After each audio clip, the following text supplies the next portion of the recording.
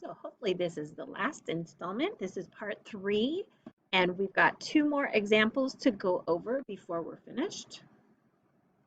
All right, so question D and E, these are going to have multiple parts to them. So for example, this one I've got sine of pi over 3. So that one I already know the angle of, which is why the sign is lowercase. And then we're going to say what for, I'm just going to move forward. So we know that pi over 3, if I multiply that by 180 over pi, is going to give us 60 degrees.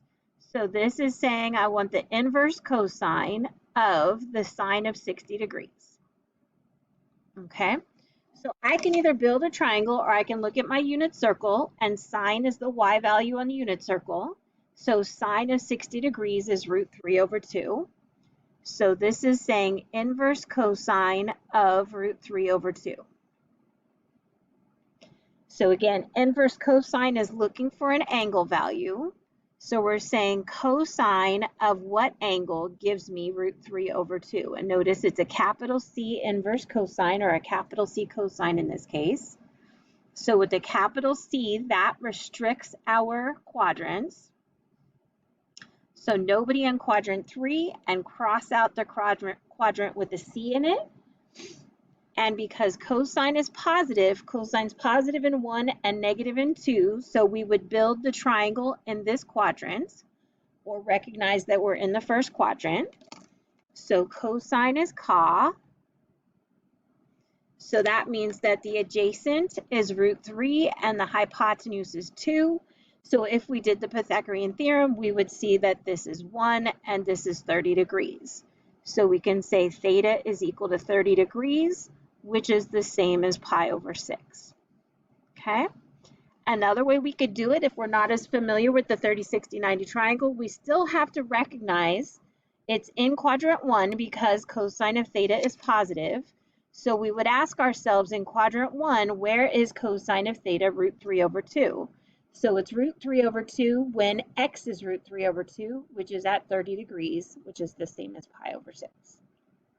Second way to try to do that. All right, so if we take a look at E, we're going to take this one step at a time. And I'm going to just use different letters. So I'm going to say this is looking for angle alpha, and this is looking for angle beta. And when we're done, the question is saying, what is the tangent of the alpha minus the beta? Okay, so coming over here, taking this one step at a time, this is saying that the sine of alpha is equal to 1. So that capital S says we're limited.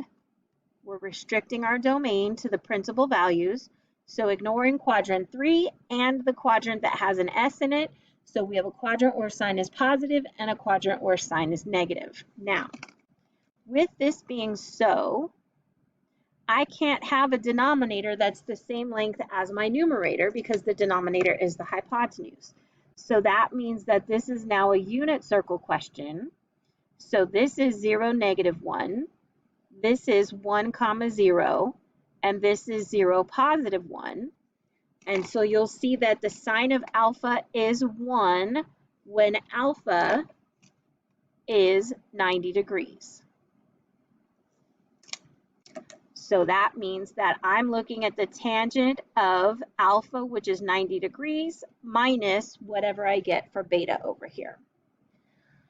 So this one has a capital C for my cosine. So that means if all students take calculus, we're restricting it to nobody in the third quadrant and cross out where we have cosine because I need cosine to be positive and cosine to be negative. So in this case, we're saying cosine of beta, sorry, that's a capital C. When is that equal to 1/2? So that means that because it's positive, we're going to be in the first quadrant.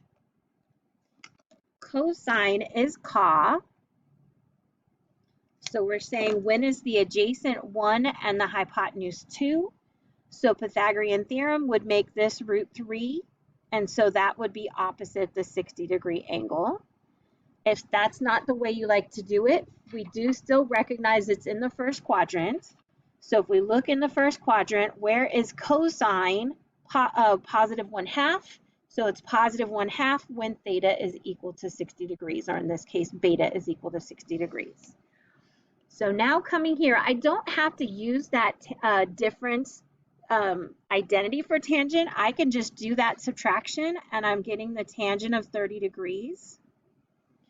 And that's a lowercase t, so I'm just looking up 30 degrees and trying to figure out what is the tangent. So we can say that that's y over x, which is 1/2 over root 3 over 2. Or we could build a 30, 60, 90 triangle. So if this is 30, side opposite is 1, the middle is root 3, and the 90 is opposite to 2. And so if you simplified this, it would be the same as opposite over adjacent here, which is 1 over root 3. And 1 over root 3 is root 3 over 3. So that is the final answer to the whole entire problem.